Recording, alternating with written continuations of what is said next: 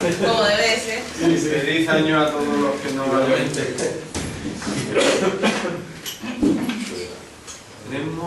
Tenéis a las 12 también la firma del leche, ¿no? Vamos rápidamente porque yo también tengo que estar allí. Bueno, como saben, gracias antes de comenzar por la respuesta a la convocatoria. Como saben, tenemos intención desde todos los territorios, los portavoces de los grupos parlamentarios, hacer una rueda de prensa coordinada en la mañana de hoy para trasladar a la opinión pública, a la ciudadanía en general, nuestra visión sobre el documento marco, sobre los recortes que el Partido Popular ha planteado. Y quisiera comenzar sobre la base de unas declaraciones previas del Partido Popular, tanto de los dirigentes a nivel nacional como de sus representantes en nuestra ciudad, y concretamente el señor Márquez como candidato que fuera y hoy diputado nacional, diciendo, entre otras cosas, por ejemplo, el señor Rajoy, en una entrevista concedida a El País el día 16 de noviembre, yo no voy a subir los impuestos, no, recargaba, a pregunta del periodista. Durante la campaña Rajoy decía que subir los impuestos sería la puntilla para las familias y textualmente un disparate estratosférico. En su discurso de investidura, ya como presidente, dijo: mi intención no es subir los impuestos, mantendré mis compromisos electorales, el mayor esfuerzo no puede recaer en los ciudadanos, tiene que provenir de las administraciones. Y una frase muy buena es que decía: no me voy a quejar de la herencia recibida. En nuestra ciudad, el señor Márquez, como candidato, renegaba de la subida de impuestos como solución a la salida de la crisis, y además decía textualmente que esto haría empobrecer a las familias, ahogar más el consumo y dificultar más la creación de empleo. Eso es lo que decía el señor Márquez en nuestra ciudad. Montoro dijo también en agosto, en una entrevista en Onda Cero: no es el momento para demagogias fiscales, hay que bajar impuestos, hacerlos más eficientes y así recaudar más. Y por último, como ejemplo, referir la entrevista que concede Cospedal el 6 de septiembre en una entrevista en Telecinco, en la que decía: nunca España ha salido de una crisis, decía, nunca subiendo impuestos. Por lo tanto, este gobierno del Partido Popular, el señor Rajoy, ha mentido a los españoles durante la campaña electoral para conquistar sus votos desde la mentira, y justo después, en el poder, hacer 48 horas después lo contrario de lo que dijo. Y ya he señalado incluso en su propio discurso de investidura. Por lo tanto, el mismo día que tomaba posesión del cargo de presidente del gobierno de España, mentía a todos los españoles.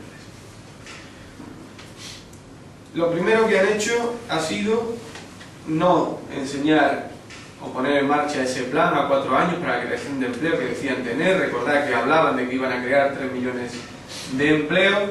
No ha sido enseñar ese programa, sino plantear un recorte vía aumento de impuestos. Una fuerte subida de impuestos con especial dureza sobre las rentas del trabajo, el IRPF, como saben. Con datos, lo que ha hecho Rajoy es que los españoles que ganan menos de 53.000 euros, es decir, el 70%, paguen el coste de este ajuste. El presidente se estrena cargando el coste de la crisis, por tanto, sobre la renta del trabajo y las clases medias. Y junto a ello, lo que ha hecho ha sido congelar por primera vez el salario mínimo interprofesional, que nunca había dejado de subir, incluso en los peores años de la crisis. Subieron en el 2009, subieron en el 2010 y volvieron a subir en el 2011. Han paralizado la aplicación de la ley de dependencia para que no puedan incorporarse nuevos beneficiarios al sistema. Han suprimido el acceso a la renta básica de emancipación, esto es, ayuda a los jóvenes para el pago de alquiler de su vivienda, a nuevos perceptores. Han aplicado la tijera del recorte a las inversiones productivas, como las de fomento y las de investigación, desarrollo e innovación y educación. Ni Rajoy ni su ministro hablan ya de sacar a España de la crisis ni de crear empleo, sino solamente hablan de reducir el déficit. Y nadie discute que es necesario reducir el déficit, pero también es necesario estimular el crecimiento económico porque es la única forma de crear empleo. Y las medidas aprobadas por el gobierno de Rajoy no solo no estimulan el crecimiento, sino que lo paralizan y además cargan, que esto es lo más grave y es la gran diferencia que intentamos hacer ver durante la campaña electoral a la ciudadanía. La gran diferencia es que ellos lo hacen sobre la renta del trabajo, sobre los trabajadores, sobre los jóvenes, sobre los dependientes, en definitiva, sobre las clases medias. Por eso son ineficaces y además son injustas. Otros impuestos y otros ajustes lo han hecho sobre dos conceptos que también van a repercutir sobremanera en la economía nacional. Una es la eliminación de la bonificación al gasóleo profesional, es extremadamente grave, no solo va a tener repercusión sobre la economía directa de este sector, sino también con el crecimiento del precio de los productos como consecuencia de la eliminación de esta bonificación y el consiguiente aumento del precio del gasóleo a los profesionales. Y también una medida que ha tomado el Partido Popular desde el gobierno, para la que no preparó a los ciudadanos, ha sido la eliminación de la aportación al plan de pensiones de los funcionarios. Una medida que va a tener especial repercusión en nuestra ciudad por el alto número de los mismos con planes de pensiones. En resumen, este gobierno ha hecho justo lo contrario de lo que decía que iba a hacer, y no como consecuencia de una crisis sobrevenida al final de una legislatura, sino como calculada estrategia para, una semana después de tomar posesión, decir y hacer justo lo contrario de lo que se planteaba. Es, por lo tanto, injusto, y el PP solo tiene un plan de ajuste, que es subir los impuestos, pero no tiene un plan de crecimiento económico, que es lo que nosotros le estamos demandando y por lo que desde el Grupo Parlamentario Socialista su presidente, el señor Rubalcaba, ha pedido la comparecencia del presidente del gobierno para que explique estas medidas, porque, como digo, hay un plan de ajuste para subir impuestos, pero no hay un plan de crecimiento económico. El PP quiere que el coste de la crisis recaiga sobre las clases medias y los jóvenes, y precisamente los jóvenes son los que se van a ver más perjudicados con la congelación del salario mínimo interprofesional y por la eliminación de la ayuda al alquiler. Sin olvidar los recortes en derechos sociales, porque, como ya he referido, se palpa estos recortes con la congelación de la ley de dependencia, vulnerando así, y esto es muy destacable, vulnerando así el acuerdo alcanzado entre comunidades autónomas y el Ministerio de Sanidad en un consejo territorial para poner en marcha en 2012 esta ley con un nuevo grupo de dependientes. Hasta ahora había un grupo, un nivel, y se pretendía en el 2012, así se estableció en un calendario, incluir nuevo grupo de dependientes para que fueran beneficiarios de este nuevo derecho.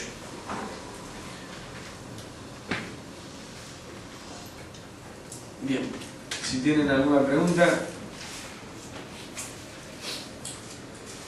Tengo dos preguntas, pero no están relacionadas con este tema.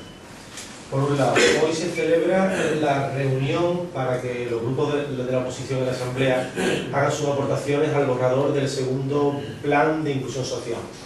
El Partido Popular, de hecho la consejera de Asuntos Sociales, dice que esto también obedece a una reclamación que hizo el PSOE en el último pleno para la creación de un pacto contra la pobreza.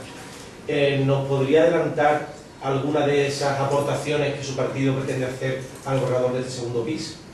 Bueno, primero vamos a conocer el borrador, que lo desconocemos, pero nosotros lo que hemos planteado en el último pleno ordinario y que fue aprobado por unanimidad, la creación de un gran pacto contra la pobreza y por la inclusión social.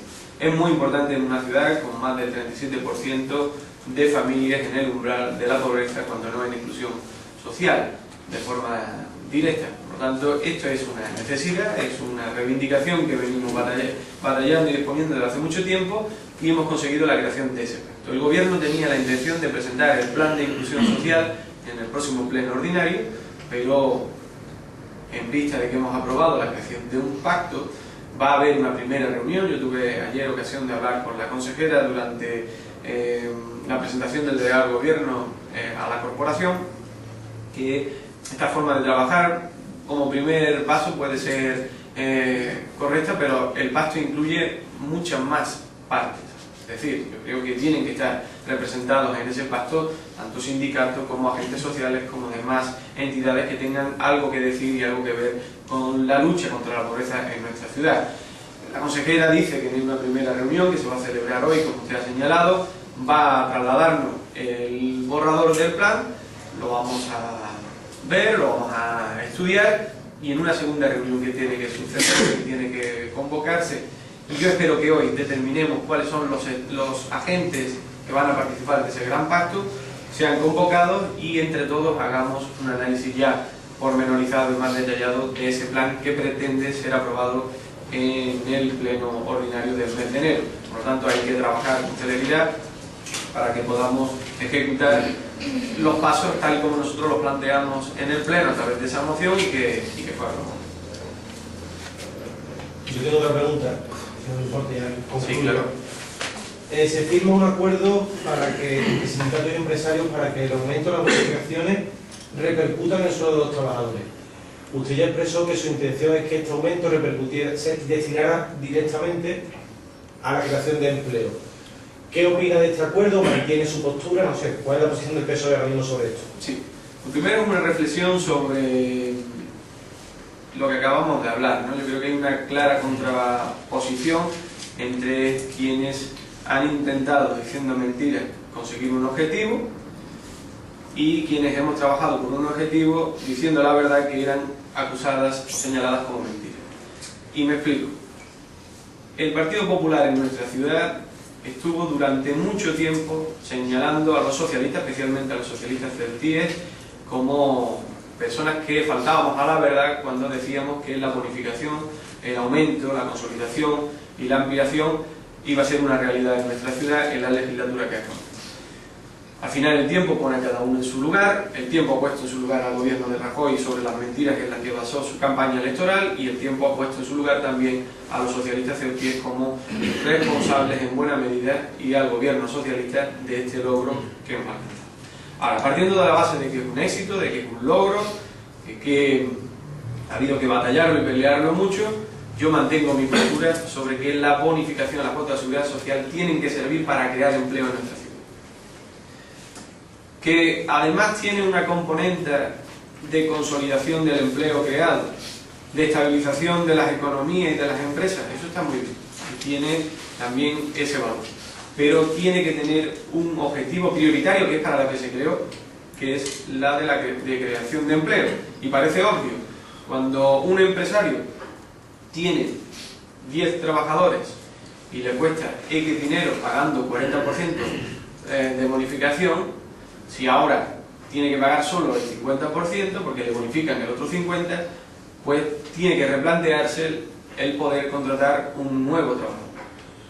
Y este es el objetivo, este es el hecho por el que se crea la bonificación de la cuota de seguridad social. Hoy voy a estar presente en esa firma, pero mi postura es clara. Yo tenía intención de solicitarles a ustedes allí, en el mismo salón, unas declaraciones que pudieran recoger.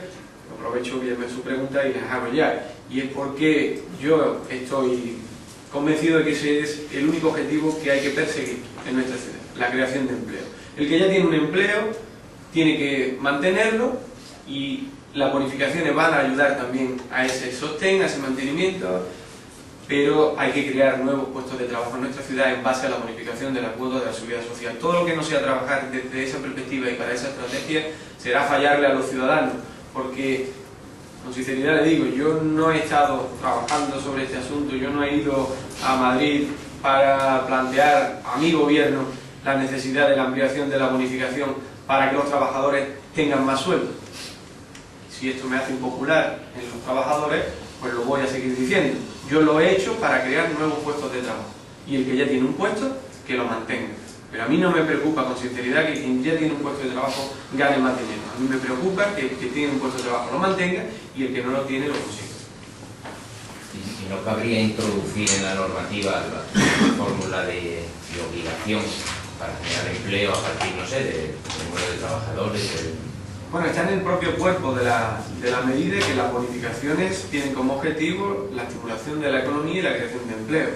Por lo tanto, lo que no sea seguir la propia norma es ir contra ella, ¿no? Y por lo tanto, un convenio que se pueda suscribir para que esto repercuta en los salarios de los empleos ya reales, pues probablemente va en contra del propio espíritu de la bonificación.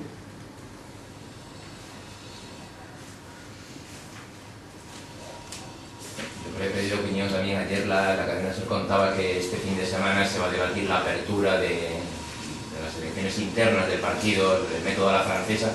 No sé qué opina usted de esa posibilidad.